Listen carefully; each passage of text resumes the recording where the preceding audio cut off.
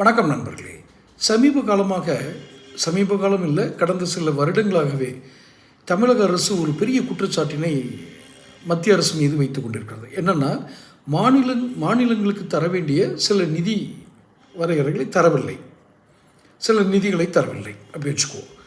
இது முக்கியமாக கல்விக்கு தர வேண்டிய கல்வி செலவுகளுக்கு தர வேண்டிய நிதியை, பங்களிப்பை தரவில்லை.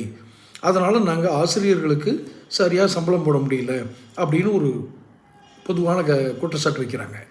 மத்திய அரசுலேருந்து பதில் சொல்கிறவங்க, மத்திய அரசு சார்பாக பேசுகிறவங்க, அந்த கட்சிக்காரங்க, அந்த அதிகாரிகள் என்ன சொல்கிறாங்க, இல்லை நாங்கள் இத்தனாயிரம் கோடியை நாங்கள் ரிலீஸ் பண்ணியிருக்கோம் இந்தந்த வருஷத்தில், இந்த அன்கிளைம்டு அமௌண்ட்டெல்லாம் நாங்கள் எடுத்து அன்கிளைம்டு அமௌண்ட்டே நிறைய இருக்குது. அதாவது ஒரு குறிப்பிட்ட துறைக்கு ஒதுக்கப்பட்ட நிதியை அவங்க பயன்படுத்தாமலே கூட வச்சுருக்காங்க, அல்லது வேறு எதுக்கு பயன்படுத்திடுறாங்க.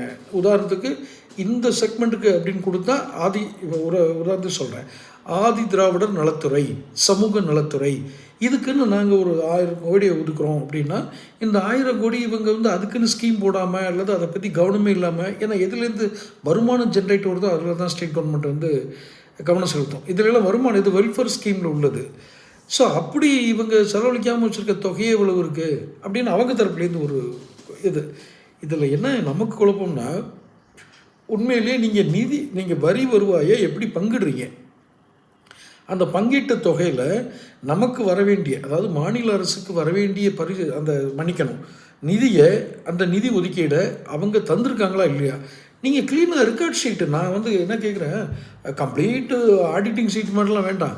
ஐயா, இந்த தேதியில் இவ்வளோ வந்திருக்கணும், அது வரலை, இந்த தேதியில் இதை அவங்க கொடுத்துட்டேன்னு சொல்கிறாங்க, அது பொய் அப்படின்னு சொல்லணும். அதை விட்டுட்டு மக்களை ஏமாத்துற மாதிரி அவங்க கொடுக்கறது இவங்க மறுக்கிறது, இந்த கோமாளி விளையாட்டு எவ்வளோ நாள் தான் விளையாடுவாங்க. ஸோ நிதி ஒதுக்கீடுங்கிறது சாதாரணம் இல்லை. வரி, நிதி ஒதுக்கீடு இதெல்லாம் நமக்கு சென்சேஷனல் மேட்டரில் வரல. அதனால் அந்த செய்திகள் அதிகமாக இது பண்ணலை. பட் நம்மளுடைய அன்றாட வாழ்வாதாரத்தில் பாதிக்கிற அளவுக்கு அந்த நிதி ஒதுக்கீட்டில் முக்கியத்துவம் இருக்குது. சரியான நிதி வரலைன்னா என்ன பண்ணுவாங்க, வரியை கூட்டுவாங்க. பாருங்கள், எங்களுக்கு அங்கேருந்து நிதி கொடுக்கல, நாங்கள் வரியை கூட்டுறது வர வழி இல்லை, மின்சாரத்தை கட்டணத்தை கூட்டிடுவோம் அப்படின்லாம் சொல்லுவாங்க. புரியுதா உங்களுக்கு?